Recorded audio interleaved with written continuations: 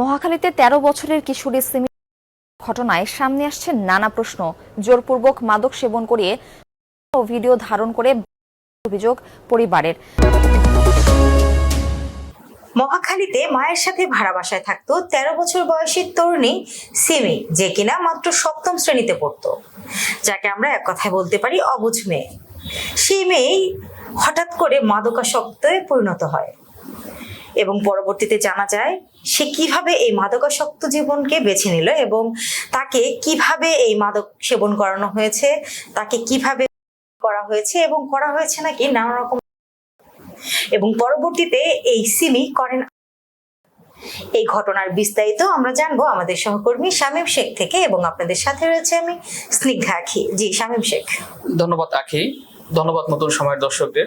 আখি, আপনি যেমনটি বলছিলেন যে গত 15 জুলাই মহাখালীতে সিমি নামের একজন তরুণী করে প্রাথমিক পর্যায়ে বিষয়টি করেছে এবং থানায় মামলা হয়েছে এ পর্যন্তই ছিল। কিন্তু সিমির মায়ের গণমাধ্যমে দেওয়া বক্তব্যে পুরো বিষয়টি একটি চাঞ্চল্যকর পরিবেশ তৈরি হয়। আচ্ছা, ঘটনার সূত্রপাতটি মূলত কিভাবে, এই যে 13 বছরের সিমি সে কেন করলো, বা এই বয়সে তো করার কথা না? বিষয়টি সিমির মায়ের বক্তব্যের মাধ্যমে যেটা আমরা জানতে পেরেছি যে 4-5 মাস আগে সিমিরা যে বাসায় ভাড়া থাকে ওই বাসায় তাদের যে বাসার যে ম্যানেজারের মাধ্যমে 2 সন্তান সহ এক দম্পতি সাবলেট বাসা নেয়। আপনারা তো জানেন যে ঢাকা শহরে যারা অনেক বড় ফ্ল্যাট নিয়ে থাকে তারা সাবলেটে বাসা ভাড়া দিয়ে দেয় তাদের খরচটা কিছুটা কমানোর জন্য। এখানে ওরকম বিষয়টি হয়েছে, তাদের বাড়ির যে ম্যানেজার ছিল এই ম্যানেজারের মাধ্যমেই ওই তার বাসার একটা রুম সাবলেট নেয়। এই সাবলেট নেয় হচ্ছে সাইদুর এবং টুম্পা নামের এক দম্পতি, তাদের 2 সন্তান রয়েছে। তো যখন সাবলেটে এই সাইদুর এবং টুম্পা দুজনে তাদের সিমির মায়েদের বাসায় ভাড়ায় উঠলো সাবলেটে, এরপর থেকেই তারা কিছু অস্বাভাবিক আচরণ দেখতে পায়। তো এক পর্যায়ে সিমির মা তাদের বিষয়ে খোঁজ খবর নিয়ে নেয় এবং নেওয়ার পরে তারা কিন্তু গত 1 মে তারা বাসা ছেড়ে দেয়, বাসা ছেড়ে চলে যায়। মানে খোঁজ খবরে আসলে এমন কি পায় যার জন্য তারা বাসা থেকে তাদেরকে বের করে? তাদের যে অস্বাভাবিক আচরণ, এই আচরণের কারণে মূলত, যেমন তাদের ঘর থেকে নাকি টাকা হারিয়ে যেত, এরকম ধরনের কিছু অস্বাভাবিক আচরণ পায়। তারপর 1 মে তারা বাসা ছেড়ে চলে যায়। বাসা ছেড়ে চলে যাওয়ার পরে সিমির ভিতরে এক ধরনের অস্বাভাবিক আচরণ শুরু হয়, ওই আগের মতোই, যে বাসা থেকে টাকা হারিয়ে যাচ্ছে কিংবা তার চলন বা তার কথাবার্তার ভিতরে তার সন্দেহ হয়।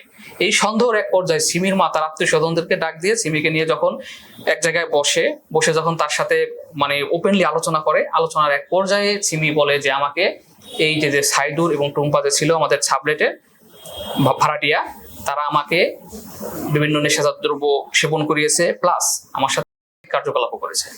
আচ্ছা, এই ঘটনাটি মূলত তাদের যখন পারিবারিকভাবে তারা বসে তখন এই বিষয়টি সিমি পুরো বিষয়টি বলে দেয়। এবং আরেকটি বিষয় যে তার সাথে যে কার্যকলাপ হয়েছে সিমির সাথে, এগুলো সাইদুর এবং টুম্পা যে দম্পতি ছিল তারা নাকি এটা ভিডিও করে রেখেছে এবং এটা দিয়ে তাকে ব্ল্যাকমেল করা হতো। এই এক পর্যায়ে যখন এই ঘটনা চলতেছিল তখন সিমির মায়ের ভাষ্য অনুযায়ী সে নাকি তার মেয়েকে নিয়ে বনানী থানায় আসে। বনানী থানায় আসার পর এখানে একজন পুলিশ কর্মকর্তা ছিল যার সামনে গিয়ে পুরো ঘটনা বিস্তারিত বলে, এবং এই যে অভিযুক্ত বা যাকে সন্দেহ করা হচ্ছে সাইদুর এবং টুম্পা, তাদের ছবিও দেখানো হয়। তো এক পর্যায়ে পুলিশ বলে ঠিক আছে আপনারা চলে যান, আগামীকাল আসেন। এবং আগামীকাল যখন তাদেরকে ফোন করে জানানো হয় যে না আসার দরকার নেই, তখন বিষয়টা এইভাবেই থেকে যায়। এই বিষয়টা নিয়ে আর কোনো ধরনের বাড়াবাড়ি হয়নি। আপনাদের মিডিয়া কি বলেছে?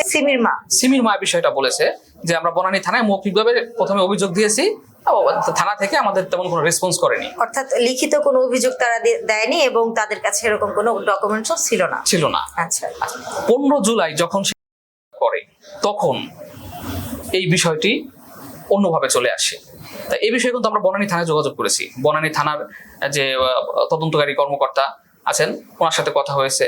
উনি বিষয়টি আমাদেরকে যেভাবে জানিয়েছে যে 15 জুলাই সে যখন করে পরে একটু এই সিমির মা থানায় এসেছিল, থানায় এসে প্রাথমিক পর্যায়ে কেউ করে, তো এটা একটা মামলা হয়, মামলা হিসেবেই ছিল। এই মামলা হিসেবে থাকার পরে 3-4 দিন পরে সিমির মা এসে থানায় অভিযোগ জানায় যে তার মেয়ের সাথে বা এই ধরনের কোনো কার্যকলাপ হয়েছে। তখন মামলাটি আবার পুনরায় তদন্ত শুরু হয়। অর্থাৎ আপনি বলতে চাচ্ছেন যে সেদিন সিমির মা এসে পুলিশকে জানায় যে তার করেছে, বাট কারণ হিসেবে সে তেমন কোনো কিছুই বলেনি, শুধু বলেছে পুলিশের ভাষ্য, মানে থানা থেকে হ্যাঁ, যেটা আমাদেরকে হ্যাঁ। জানানো হয়েছে। তারপর পুলিশ যেটা করেছে যে সেই সিমির ভাষ্য অনুযায়ী তারা একটা মামলা করে মানে নিয়েছে। পরবর্তীতে 4 দিন পরে এই সিমির 4 দিন পর আবার 3-4 সিমির দিন মা পরে আর কি। আবার থানায় এসে জানায় যে সেই ক্ষেত্রে কিন্তু এখানে একটা জিনিস জটিলতা তৈরি হচ্ছে, সেটা হচ্ছে পুলিশের নামে এর আগে যে কথাটি বলেছিলেন সিমির মা, যে পুলিশের কাছে সিমি জীবিত থাকা অবস্থায় এসেছিলেন এবং পুলিশকে জানিয়েছিলেন, পুলিশ তাদেরকে তেমন কোনো রেসপন্স করেনি। এবং পরবর্তীতে এই যে আমরা নতুন সময় থেকে পুলিশের সাথে কথা বলে যেটি জানতে পারলাম, তারা কিন্তু এটির ভিন্ন জবাব দিয়েছে। তারা বলেছে যে তারা আগে কখনো এ বিষয়ে থানায় কোনো কিছু জানায়নি। তবে পর সিমির মা 2 বার থানায় গিয়েছে, একবার মারা যাওয়ার পরে সংবাদটি জানানোর জন্য যে তার করেছে, এবং পরবর্তীতে 3-4 দিন পরে কিন্তু সে আবার গিয়ে কথাটা বলেছে। তো সেক্ষেত্রে দুটি কথাই কিন্তু একটু ধোঁয়াশার তৈরি হয়েছে। আরেকটি বিষয় আপনাকে একটু বলে রাখি যে ওই তদন্তকারী কর্মকর্তা আরো যেটা বলেছে যে যখন এই ঘটনা ঘটেছে, ময়নাতদন্তের জন্য যখন প্রেরণ করা হয়েছে, তখন কিন্তু ওই ময়নাতদন্তের রিপোর্টের মধ্যে এই মানে সিমির সাথে বা অন্য কোনো মানে কোনো ধরনের ঘটনা ঘটেছে কিনা এটা কিন্তু জানতে চাওয়া হয়েছে। অর্থাৎ পুলিশরা নিজে থেকে জানতে চেয়েছে যে ওর কোনো বা এটা আসলে কি ওকে করে হয়েছে, এরকম কিছু ধারণা করছে পুলিশ। বিষয়টা এরকম। আচ্ছা, এখানে আরেকটি বিষয় জানার ছিল, সেটি হচ্ছে এই যে অভিযুক্ত ভাড়াটিয়া যারা টুম্পা এবং সাইদ দম্পতি যারা ছিল, তাদেরকে এখন পর্যন্ত গ্রেফতার করা হয়েছে কিনা বা তাদের পরিচয় সম্পর্কে কি জানতে পেরেছে? এই অভিযোগ যাদের দিকে অভিযোগের তীর, সাইদুর এবং টুম্পা দুজনের কাউকে এখনো গ্রেফতার করা সম্ভব হয়নি। তবে পুলিশ জানিয়েছে যে তার গ্রেফতারের জন্য চেষ্টা চলছে। আরেকটি বিষয় হচ্ছে এই সাইদুর এবং টুম্পা যখন ওই বাসায় ভাড়া ওঠে, তখন এই যে ওই বাসার যে ম্যানেজার ছিল, ম্যানেজার তাদের কাছ থেকে, যেমন আমাদের ঢাকা সিটিতে কিন্তু একটা নিয়ম আছে যে কেউ যদি ভাড়াটি হিসেবে ওঠে বা কেউ বাসা ভাড়া নেয়, তার ভোটার আইডি কার্ড প্লাস সে কি করে, ভাড়াটিয়া নিবন্ধনের একটা বিষয় আছে। কিন্তু এরকম কোনো বিষয় সেখানে হয়নি, যার কারণে এই সাইদুর এবং টুম্পার পরিচয়ের বিষয়টা এরকম কোনো এভিডেন্স ওই বাড়ির ম্যানেজারের কাছে নাই।